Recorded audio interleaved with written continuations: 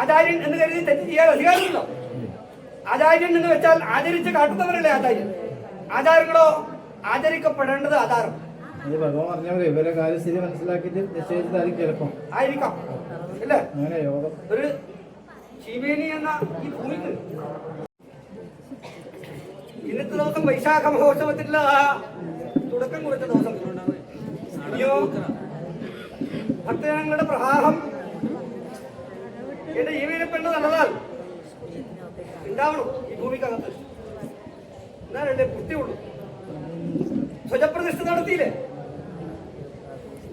പൂജാവിധികളോ മാറ്റം വന്നോ തന്ത്രി?